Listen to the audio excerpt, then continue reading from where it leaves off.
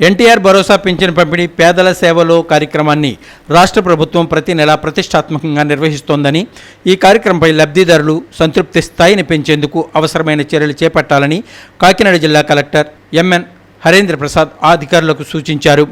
శనివారం కాకినాడ కలెక్టరేట్లో జిల్లా కలెక్టర్ హరేంద్ర ప్రసాద్ డిఆర్డీఏ, జీఎస్డబ్ల్యూ అధికారులతో కలిసి అన్ని మండలాలు, ఎంపీడీఓలు, పంచాయతీ కార్యదర్శులతో పింఛన్లు, ఐవీఆర్ఎస్ ఫీడ్బ్యాక్ పై సమీక్ష నిర్వహించారు.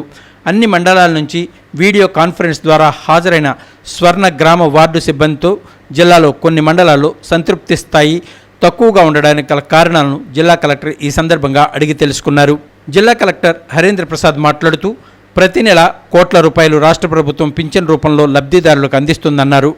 ఎన్టీఆర్ భరోసా పింఛన్ల పంపిణీకి సంబంధించి పేదల సేవలో కార్యక్రమం కింద రాష్ట్ర ముఖ్యమంత్రి ప్రతి నెల నేరుగా పింఛన్లు పంపిణీ చేస్తున్నారన్నారు.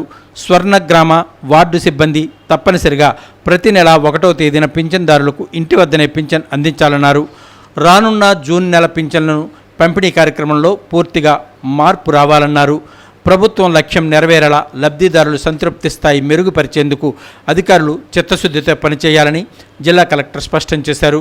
పింఛన్లు పంపిణీలో భాగంగా నిర్లక్ష్యంగా వ్యవహరించే సిబ్బందిపై కఠినంగా వ్యవహరించడం జరుగుతుందని జిల్లా కలెక్టర్ హెచ్చరించారు.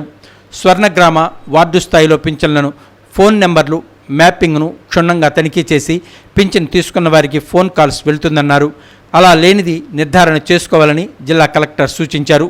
పింఛన్ బట్వాడా చేయగా మిగిలిన సొమ్మును వచ్చే వారం మంగళవారం నాటికి ప్రభుత్వ శాఖకు తిరిగి జమ చేయాలని జిల్లా కలెక్టర్ అధికారులకు ఆదేశించారు.